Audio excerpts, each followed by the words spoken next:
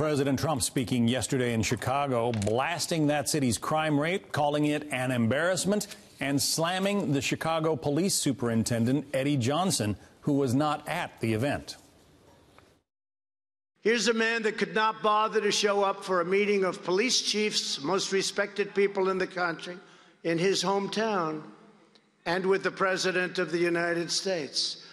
And you know why? It's because he's not doing his job. All over the world, they're talking about Chicago.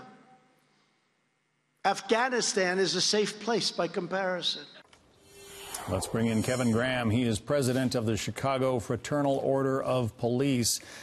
Kevin, the president says he is a big supporter of the police, but he had some harsh words for your chief yesterday. What did you think? Well, I do appreciate the support that he has shown for the men and women of the Chicago Police Department, because he has done that. He signed a bill yesterday improving that, and we do appreciate his support for law enforcement in general.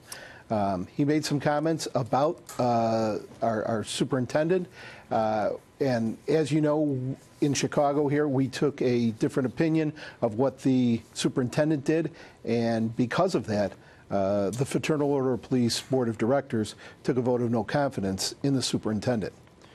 We certainly, as men and women of the police department, go out and whether it's on a picket line or whether we have to sit through a speech because we are guarding people, we sit through speeches that we don't care for, but we need to remain neutral because that's what good law enforcement does.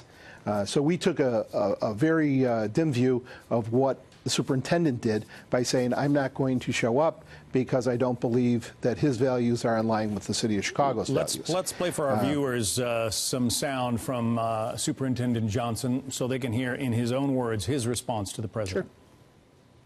The national narrative that Chicago is a city on fire is just simply not true.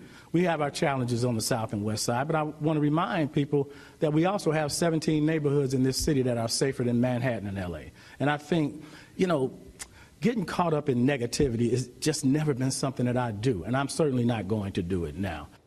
So he says, you know, some neighborhoods are safer than L.A. and Manhattan. I don't know. Give me your take on that. You know, we have done a tremendous amount of work getting the crime rate down. We have hired more police officers, and our rates are lower from 2016. We have really done an amazing job.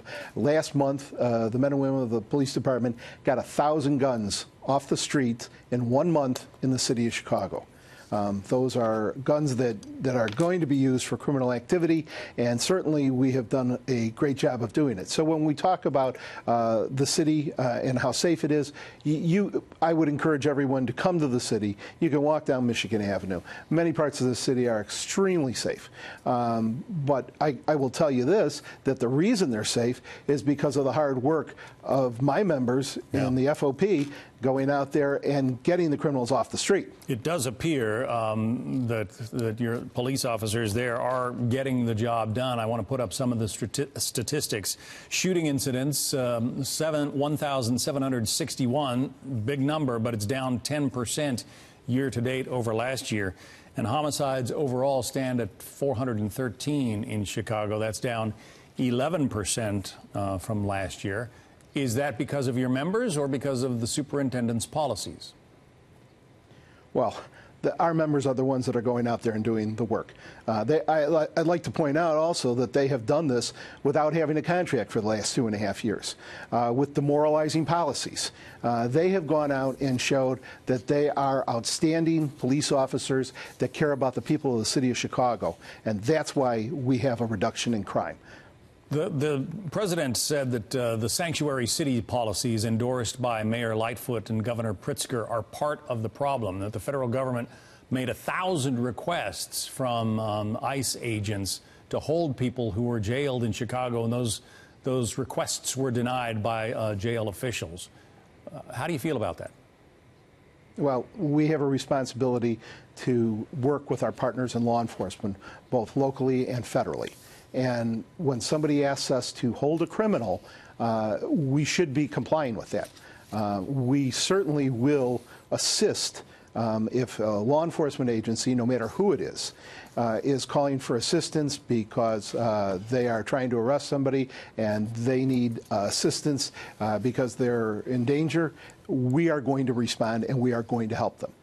And the Fraternal Order of Police is going to stand behind our members in doing what they were sworn to do. When they took their oath of office, they were sworn to uphold the local, the state, and federal laws. And we are going to do that. And now, the differences that we have between the philosophical politics in this city, that'll get worked out. But I can tell you this, that the Fraternal Order of Police in Chicago is going to stand by their members. Kevin Graham is the head of that organization, the FOP in Chicago. Kevin, thanks very much for your time today. Thank you.